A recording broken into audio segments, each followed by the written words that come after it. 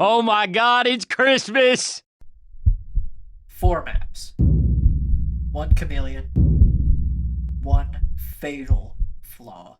Allow me to explain. This is Sonic R-Recharged, a Roblox remake of the Sega Saturn game Sonic R, a game notorious for clunky controls and AI characters that just almost cheat. Sonic R Recharged, or just Sonic Recharged as I'm going to call it for now, was made with the purpose of not only remastering the game, but also making it a lot more available. While Sonic Recharged is fairly faithful to the original game, the dev team took the liberty of adding in a new roster full of characters so that the game doesn't feel the exact same as its Sega Saturn counterpart. One of these characters is the subject of today's discussion. This is Espio the Chameleon, a character who would first appear in Knuckles Chaotix but would then reappear years later in Sonic Heroes as part of the Chaotix Detective Agency. He's also my plan to talk about today. But why is that? Looking at his stats, there isn't much to look at.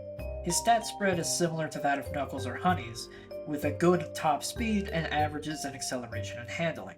The ability that you're told about is also a bit underwhelming. While airborne, you can hold down the jump button to begin spinning like a top, and then by releasing the jump button, you gain a boost in vertical height that allows you to jump over hazards, like large bodies of water. Although I would argue characters like Tails and Knuckles traverse better over water than he does, with other characters like Tails' doll just outright ignoring it. But by doing something that no one in the history of ever has ever done, you will find a secret. By looking at his character description, you'll find this bit of text. Holding jump near a wall will allow you to wall run along it. And sure enough, if you hold the jump button while running near a wall, Espio will snap to it and begin running along the side of it.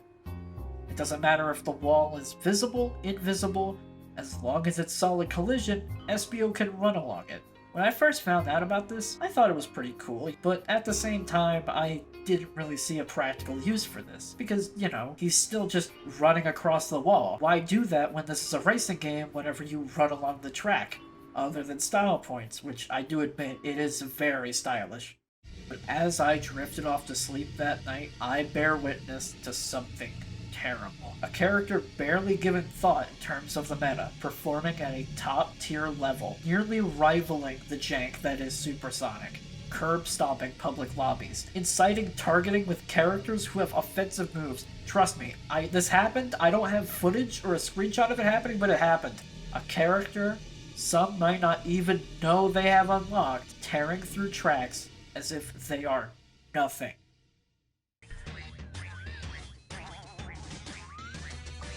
Let me ask you this. What is something every kart racing game makes you do whenever you go near a sharp corner? Brake. In games like Mario Kart, there's a benefit to braking. It allows you to build up a boost, which can give you speed. But in Sonic Recharged, there is no drift boosting. The only form of speed boost you get are from the launchers around the track. Characters in this game are very dependent on their top speed and acceleration because of this. So of course, every character in this game takes corners about the exact same. Or do they? Remember that wall running gimmick I mentioned earlier?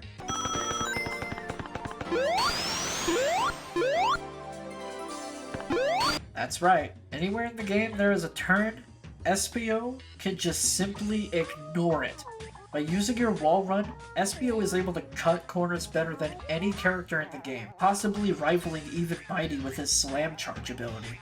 Combined with his Cyclone Jump, which allows him to get big boosts in vertical height, you might be beginning to see how he's able to dominate a lot of the tracks. Maps like Radiant Emerald and Resort Island show this off especially.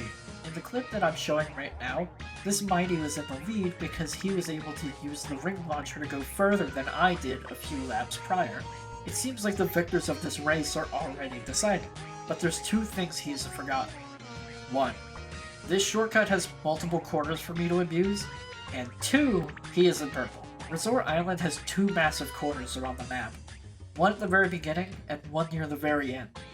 Espio can use these corners to his advantage because, again, most of the racers can't go around the corner nearly as well as he can. Radical City also somewhat has a skip. At the beginning of the map, there's a long strip of water, which is clearly designed with someone like Tails or Tails' doll in mind, as they can easily just cross over the water while everyone else tends to sink and slow down because of it.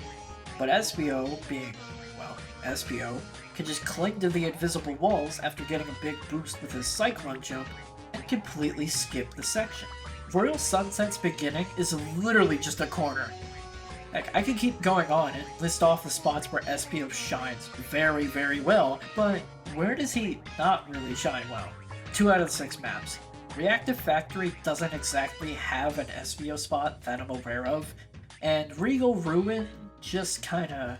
I forget this map exists. All of this is to say, I really, really enjoy playing this guy, but I think I've said enough for now. So instead, enjoy these clips of me terrorizing a public lobby with my favorite purple reptile.